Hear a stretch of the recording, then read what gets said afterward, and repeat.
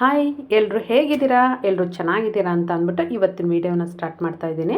ಇವತ್ತಿನ ವೀಡಿಯೋದಲ್ಲಿ ನಾನು 2 ರೆಸಿಪಿಗಳನ್ನ ಶೇರ್ ಮಾಡಿದ್ದೀನಿ. ಒಂದು ಬೆಳಗಿನ ಬ್ರೇಕ್ಫಾಸ್ಟಿಗೆ ರೊಟ್ಟಿ ಜೊತೆಗೆ ಹಾಗಲಕಾಯಿ ಗ್ರೇವಿನ ಶೇರ್ ಮಾಡಿದ್ದೀನಿ.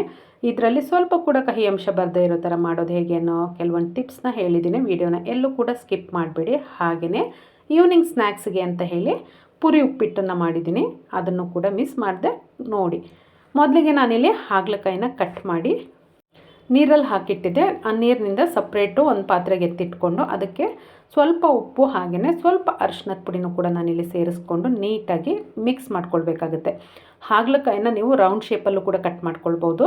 ನಾನು ಏನಕ್ಕೆ ಹಾಗೆ ಮಾಡಿಲ್ಲ ಅಂತ ಅಂದರೆ ಗ್ರೇವಿ ಮಾತ್ರ ತಿಂದ್ಕೊಂಡು ಹಾಗಲಕಾಯಿ ಹಾಗೆ ಇಡ್ತಾರೆ. ಹಾಗಾಗಿ ಸಣ್ಣದಾಗಿ ಹೆಚ್ಚಿದ್ರೆ ಏನಾಗುತ್ತೆ ಅಂತ ಅಂದರೆ ಗ್ರೇವಿ ಜೊತೆಗೆ ಹಾಗಲಕಾಯಿನೂ ತಿಂತಾರೆ ಅನ್ನೋ ಕಾರಣಕ್ಕೆ ಸಣ್ಣದಾಗಿ ಹೆಚ್ಚಿದ್ದೀನಿ. ನೀವು ರೌಂಡ್ ಶೇಪಲ್ಲಿ ಬೇಕಾದರೂ ಹೆಚ್ಚಿಟ್ಕೊಳ್ಬೋದು. ನೋಡಿ, ಈ ಥರ ಅರಶಿನ ಪುಡಿ ಮತ್ತು ಉಪ್ಪು ಹಾಕೋದ್ರಿಂದ ಉಪ್ಪು ನೀರು ಬಿಡುತ್ತಲ್ಲ, ಅದ್ರ ಜೊತೆಲಿ ಹಾಗಲಕಾಯಿ ಕಹಿ ಅಂಶನೂ ಕೂಡ ಕಡಿಮೆ ಆಗುತ್ತೆ. ಸೊ ಹಾಗಾಗಿ ಈ ಟಿಪ್ಸ್ನ ಹಾಗಲಕಾಯಿ ಕಹಿ ಬರಬಾರ್ದು ಅನ್ನೋದಾದರೆ ಉಪಯೋಗಿಸಿ. ಈಗ ಸ್ಟವ್ ಮೇಲೆ ಒಂದು ಕಡಾಯಿ ಇಟ್ಕೊಂಡು ಅದಕ್ಕೆ ಒಂದು 2ರಿಂದ 3 ಸ್ಪೂನಷ್ಟು ಶೇಂಗಾನ ಹಾಕ್ಕೊಂಡಿದ್ದೀನಿ. 1 ಸ್ಪೂನಷ್ಟು ಉದ್ದಿನಬೇಳೆ, 1 ಸ್ಪೂನಷ್ಟು ಕಡಲೆಬೇಳೆ ಹಾಕ್ಕೊಂಡು ಡ್ರೈ ಇಟ್ಕೊಂಡೆ ಫ್ರೈ ಮಾಡ್ಕೊಳ್ಬೇಕಾಗತ್ತೆ. ಬೇಕಂದರೆ ಎಣ್ಣೆ ಸೇರಿಸ್ಕೊಳ್ಳಿ, ಏನು ತೊಂದರೆ ಇಲ್ಲ. ಬಟ್ ನಾನಿಲ್ಲಿ ಡ್ರೈ ಆಗಿ ಫ್ರೈ ಮಾಡ್ತಿದ್ದೀನಿ.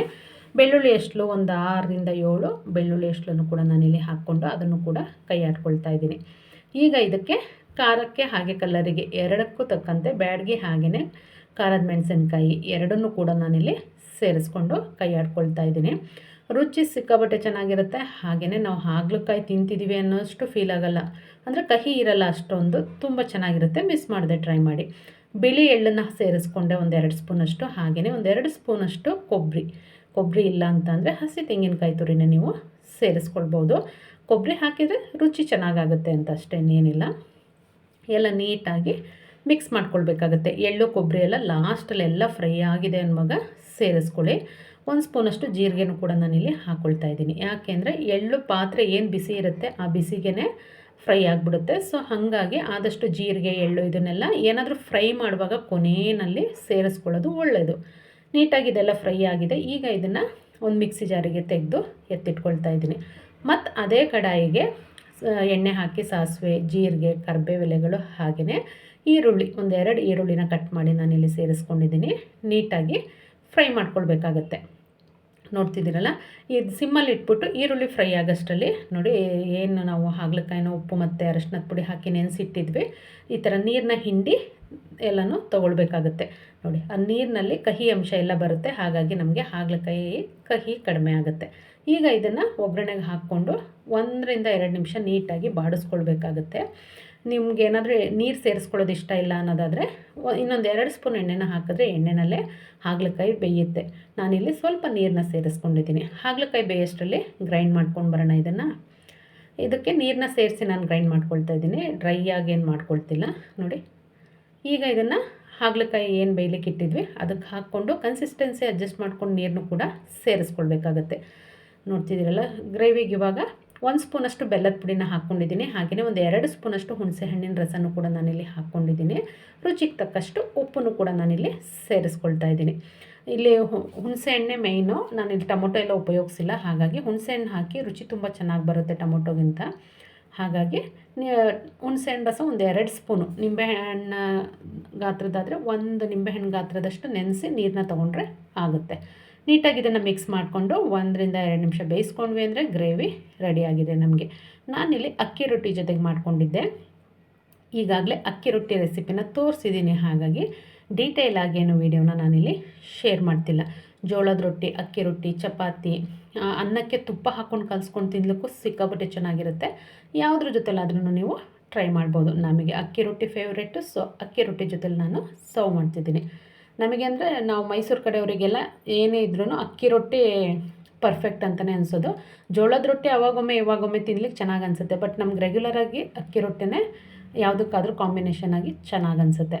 ನಾನಿಲ್ಲಿ ಬೆಳಗಿನ ಬ್ರೇಕ್ಫಾಸ್ಟಿಗೆ ಅಕ್ಕಿ ರೊಟ್ಟಿ, ಹಾಗಲಕಾಯಿ ಗ್ರೇವಿ ಹಾಗೆಯೇ ಹಣ್ಣುಗಳ ಸೀಸನ್ ಇರೋದ್ರಿಂದ ವಾಟರ್ ಮೆಲನ್ ಹಾಗೆ ಪಪ್ಪಾಯ ಎರಡನ್ನೂ ಕೂಡ ತೊಗೊಂಡಿದ್ದೀನಿ. ಸೀಸನ್ ಇವಾಗಂತೂ ಎಲ್ಲ ಹಣ್ಣುಗಳ ಸೀಸನ್ ಇರೋದ್ರಿಂದ ವೆಯ್ಟ್ ಲಾಸ್ ಮಾಡೋರಿಗೆ ತುಂಬಾ ಪರ್ಫೆಕ್ಟ್ ಅಂತಲೇ ಹೇಳ್ಬೋದು. ಇದೆಲ್ಲ ಮುಗಿಸ್ಕೊಂಡು ಸ್ವಲ್ಪ ಸ್ಟಿಚಿಂಗ್ ಕೆಲಸ ಇತ್ತು, ಅದನ್ನು ಕೂಡ ಮಾಡ್ಕೊಳ್ಳೋಣ ಅಂತ ಅಂದ್ಬಿಟ್ಟು ಮಾಡ್ತಿದ್ದೆ. ಸುಮಾರಷ್ಟು ಸೀರೆಗಳು ಫಾಲ್ ಹಾಕೋದಿತ್ತು. ಸೊ ಎಲ್ಲ ಸ್ಟಿಚ್ ಮಾಡಿ ಇಟ್ಕೊಂಡೆ ಅಂದರೆ ರಾತ್ರಿ ಟಿ ವಿ ನೋಡಿದಾಗಲ ಅಥವಾ ಬೇರೆ ಏನಾದರೂ ಕೆಲಸ ಮಾಡುವಾಗ ಹೆಮ್ಮಿಂಗ್ ಮಾಡ್ಕೊಳ್ಬೋದು ಅನ್ನೋ ಕಾರಣಕ್ಕೆ ಸ್ಟಿಚ್ ಮಾಡ್ಕೊಳ್ತಾ ಇದ್ದೆ.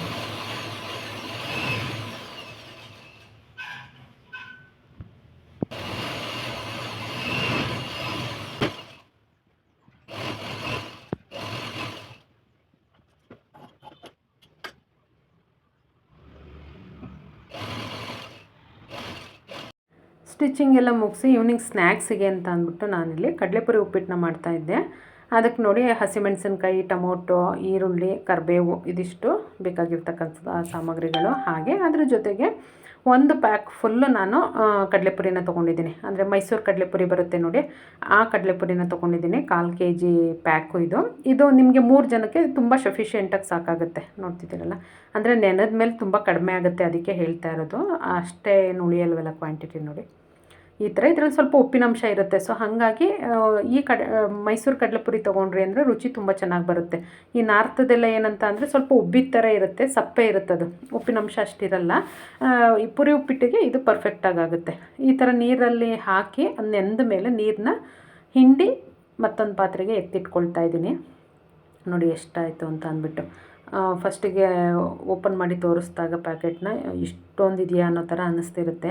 ನೀರಿಗೆ ಹಾಕಿ ಅದನ್ನು ಹಿಂಡಿ ತೊಗೊಂಡಾಗ ತುಂಬ ಕಡಿಮೆ ಅನಿಸುತ್ತೆ. ಅದನ್ನು ಪಕ್ಕಕ್ಕೆ ಎತ್ತಿಟ್ಕೊಂಡು ಸ್ಟವ್ ಮೇಲೆ ಒಂದು ಕಡಾಯಿ ಇಟ್ಕೊಳ್ಳಿ. ಕಡಾಯಿಗೆ 1-2 ಸ್ಪೂನ್ ಎಣ್ಣೆನ ಹಾಕ್ಕೊಂಡು ಶೇಂಗಾನ ಹಾಕಿ ಹುರ್ಕೊಳ್ಬೇಕಾಗತ್ತೆ. ಶೇಂಗಾ ಸ್ವಲ್ಪ ಜಾಸ್ತಿ ಹಾಕ್ಕೊಂಡ್ರೂ ಕೂಡ ರುಚಿ ತುಂಬ ಚೆನ್ನಾಗಿರುತ್ತೆ. ಈಗ ಇದನ್ನು ಒಂದು ಪ್ಲೇಟಿಗೆ ಎತ್ತಿಟ್ಕೊಳ್ತಾ ಇದ್ದೀನಿ ಶೇಂಗಾನ. ಅದೇ ಬಾಣಲಿಗೆ ಸಾಸಿವೆ, ಜೀರಿಗೆ ಹಾಗೆಯೇ ಹಸಿಮೆಣಸಿನ್ಕಾಯಿನೂ ಕೂಡ ನಾನಿಲ್ಲಿ ಹಾಕ್ಕೊಳ್ತಾ ಇದ್ದೀನಿ. ಖಾರಕ್ಕೆ ಅನುಗುಣವಾಗಿ ಹಸಿಮೆಣಸಿನ್ಕಾಯಿನ ವ್ಯತ್ಯಾಸ ಮಾಡ್ಕೊಳ್ಬೋದು. ಇದನ್ನು ನೀಟಾಗಿ ಫ್ರೈ ಮಾಡ್ಕೊಂಡು ಇದಕ್ಕೆ 2 ದಪ್ಪ ಸೈಜ್ ಈರುಳ್ಳಿನ ಕಟ್ ಮಾಡಿ ಸೇರಿಸ್ಕೊಳ್ತಾ ಇದ್ದೀನಿ. ಸ್ವಲ್ಪ ಈರುಳ್ಳಿ ಜಾಸ್ತಿ ಹಾಕ್ಕೊಂಡ್ವಿ ಅಂದರೆ ರುಚಿ ಇನ್ನೂ ಒಂದಷ್ಟು ಚೆನ್ನಾಗಾಗುತ್ತೆ.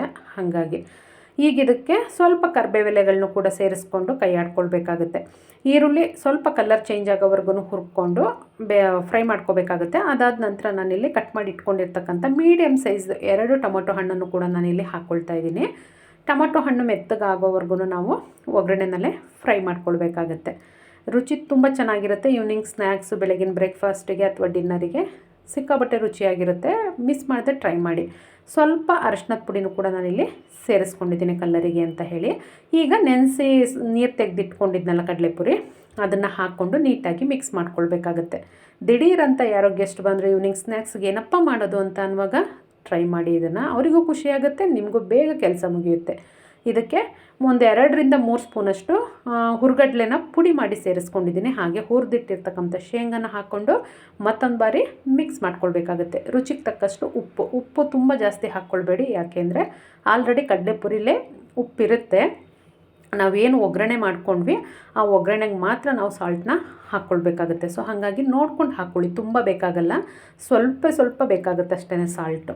ಈಗ ನೀಟಾಗಿ ಇದನ್ನು ಮಿಕ್ಸ್ ಮಾಡ್ಕೊಂಡ್ವಿ ಅಂತ ಅಂದರೆ ಸಿಕ್ಕಾಬಟ್ಟೆ ರುಚಿಯಾಗಿರ್ತಕ್ಕಂಥ ಕಡಲೆಪುರಿ ಉಪ್ಪಿಟ್ಟು ಈವ್ನಿಂಗ್ ಸ್ನ್ಯಾಕ್ಸ್ಗೆ ಸಿಕ್ಕಾಬಟ್ಟೆ ಪರ್ಫೆಕ್ಟ್ ಅಂತಲೇ ಹೇಳ್ಬೋದು. ಇದ್ರ ಜೊತೆಗೆ 1-2 ಬಜ್ಜಿ ಇತ್ತು ಅಂತ ಅಂದರೆ ಅದ್ರ ರುಚಿನೇ ಬೇರೆ, ಅಷ್ಟು ಚೆನ್ನಾಗಿರುತ್ತೆ. ಸ್ವಲ್ಪ ಕೊತ್ತಂಬರಿ ಸೊಪ್ಪನ್ನು ಕೂಡ ನಾನಿಲ್ಲಿ ಕಟ್ ಮಾಡಿ ಹಾಕ್ಕೊಳ್ತಾ ಇದ್ದೀನಿ. ಅದನ್ನು ಕೂಡ ನೀಟಾಗಿ ಮಿಕ್ಸ್ ಮಾಡಿಕೊಂಡು ಸರ್ವ್ ಮಾಡಿದ್ರೆ ಕಡಲೆಪುರಿ ಉಪ್ಪಿಟ್ಟು ಈವ್ನಿಂಗ್ ಸ್ನ್ಯಾಕ್ಸಿಗೆ ರೆಡಿ. ನೋಡ್ತಿದ್ದೀರಲ್ಲ, ಕಲರ್ಫುಲ್ಲಾಗಿದೆ, ಹಾಗೆ ಟೇಸ್ಟು ಕೂಡ ಅಷ್ಟೇ ಚೆನ್ನಾಗಿದೆ. ನಾನಿಲ್ಲಿ ಬಜ್ಜಿ ಏನು ಮಾಡಿರಲಿಲ್ಲ. ಸೊ ಇದಕ್ಕೆ ರಿಬ್ಬನ್ ಪಕೋಡ ಇತ್ತು ಮನೆಯಲ್ಲಿ, ಅದನ್ನೇ ಸರ್ವ್ ಮಾಡಿ ತೋರಿಸ್ತಿದ್ದೀನಿ. ನೋಡ್ತಿದ್ದೀರಲ್ಲ, ಅದ್ರ ಜೊತೆಲೂ ಕಾಂಬಿನೇಷನ್ ಸಿಕ್ಕಾಬಟ್ಟೆ ಚೆನ್ನಾಗಿತ್ತು. ಮಿಸ್ ಮಾಡಿದೆ, ಟ್ರೈ ಮಾಡಿ.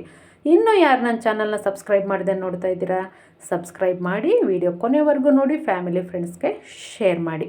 ವಿಡಿಯೋನ ಎಲ್ಲೂ ಸ್ಕಿಪ್ ಮಾಡಿದೆ ಕೊನೆವರೆಗೂ ನೋಡಿದ್ದಕ್ಕೆ ಥ್ಯಾಂಕ್ ಯು.